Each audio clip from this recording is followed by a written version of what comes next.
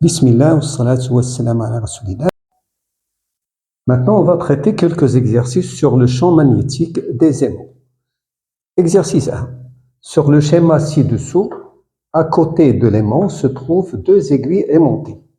Voilà l'aimant, son pôle nord, son pôle sud, et les deux aiguilles qui se trouvent à côté de l'aimant.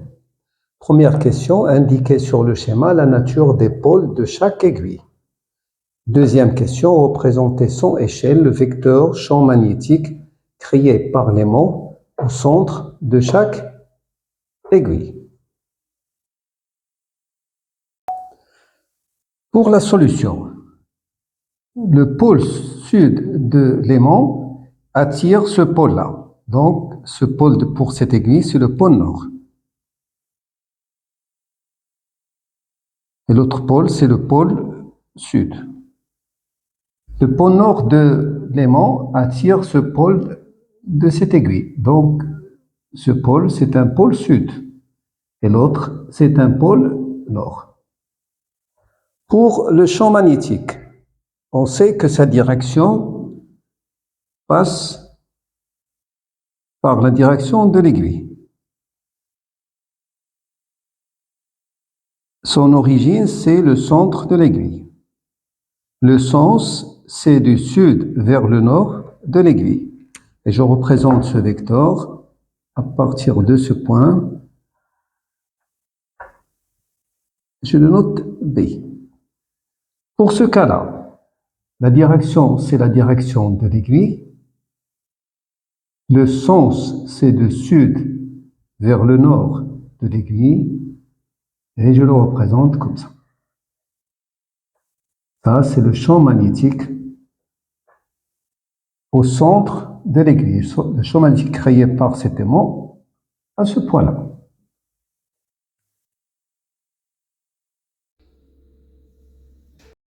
Exercice 2. En l'absence de tout aimant, une aiguille aimantée qui pivote sur une pointe verticale s'oriente comme indique la figure.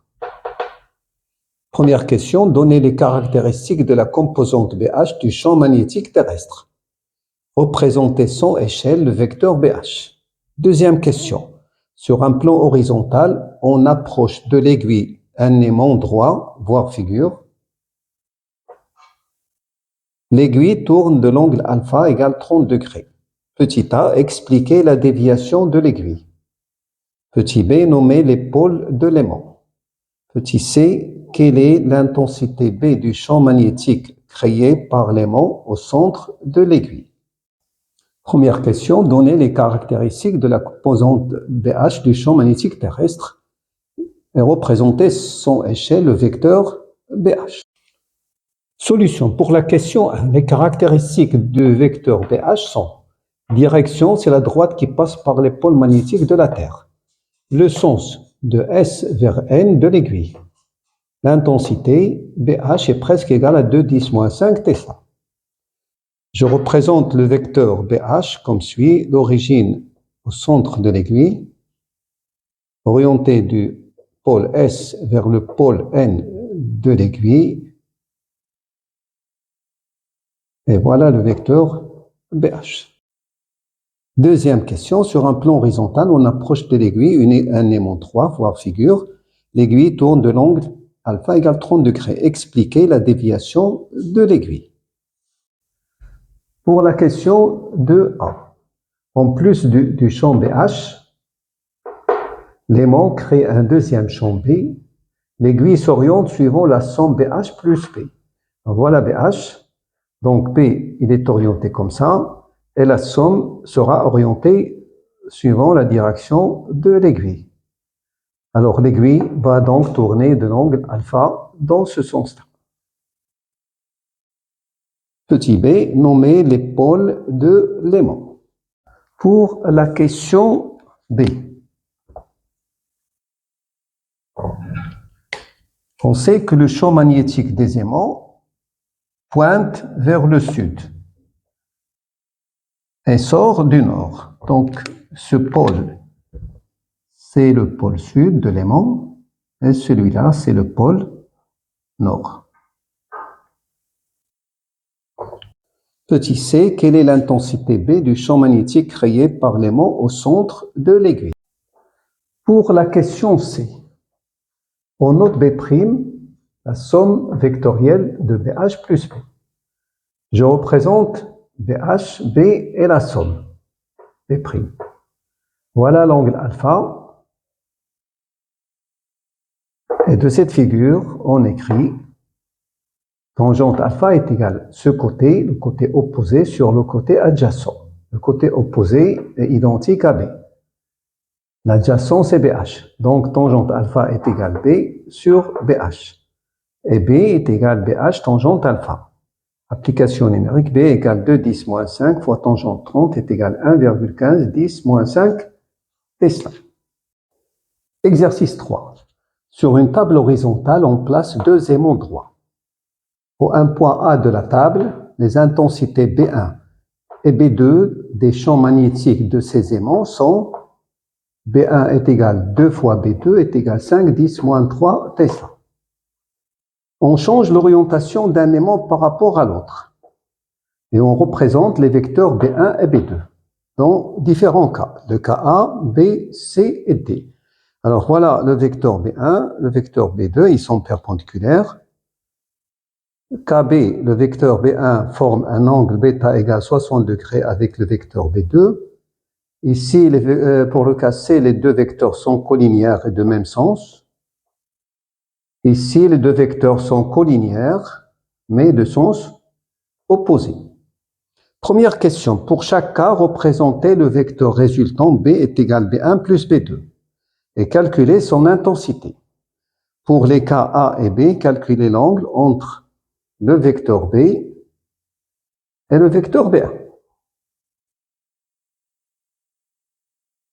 Pour la première question, on va représenter le vecteur résultant B est égal B1 plus B2.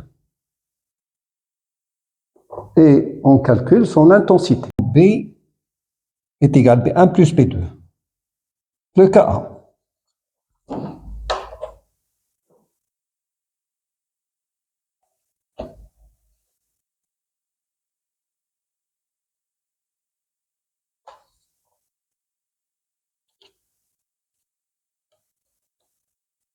Le vecteur B se représente sur la diagonale de ce rectangle. Voilà le vecteur B. Dans le deuxième cas, je trace la parallèle à B1 au pointillé. De même la parallèle à B2. Le vecteur B, il est sur la diagonale de ce parallélogramme. Pour ce cas-là, je trace B1 suivi de B2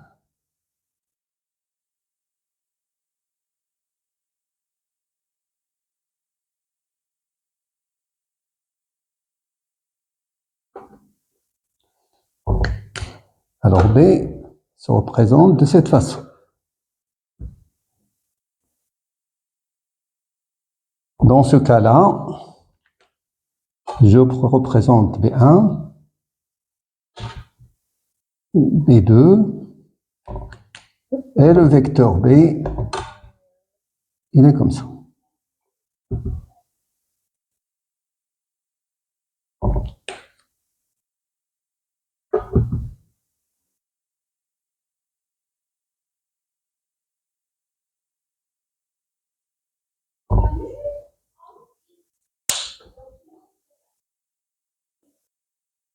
Maintenant, pour l'intensité. Dans le cas A, on a B carré est égal B1 carré plus B2 au carré.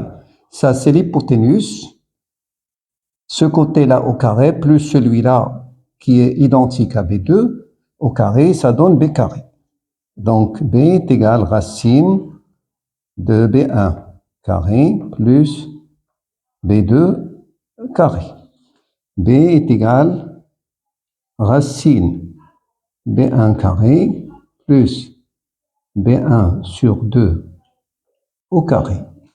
Et B est égal racine de 5 B1 carré sur 4. Donc B est égal racine de 5 sur 4 fois B1.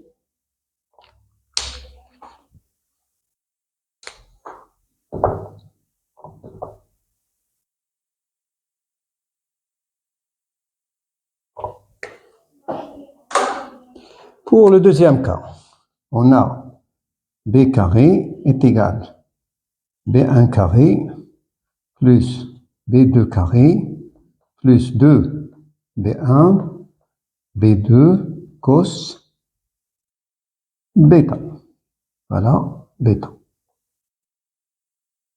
Donc B au carré est égal B1 carré plus B1 sur 2 au carré plus 2 B1 B1 sur 2 cos bêta. B au carré est égal B1 carré plus B1 carré sur 4 plus B1 carré cos bêta. Donc B carré est égal B1 carré facteur de 5 sur 4 plus cos bêta. Et B est égal B1 racine de 5 sur 4 plus cos bêta.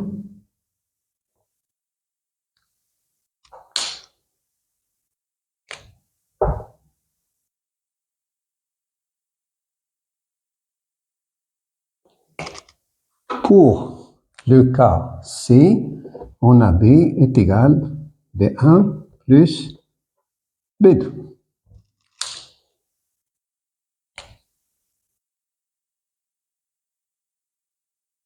Et pour le cas D, on a B est égal B1 moins B2. Ici, je peux transformer la relation en écrivant B1 moins B1 plus B1 sur 2. Donc B est égal 3 B1 sur 2.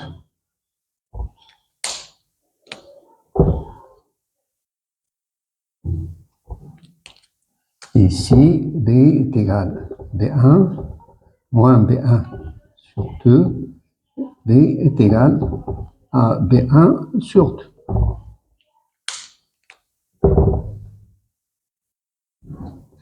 Alors voilà pour l'expression de l'intensité du champ résultant B. Maintenant, il reste à faire les calculs.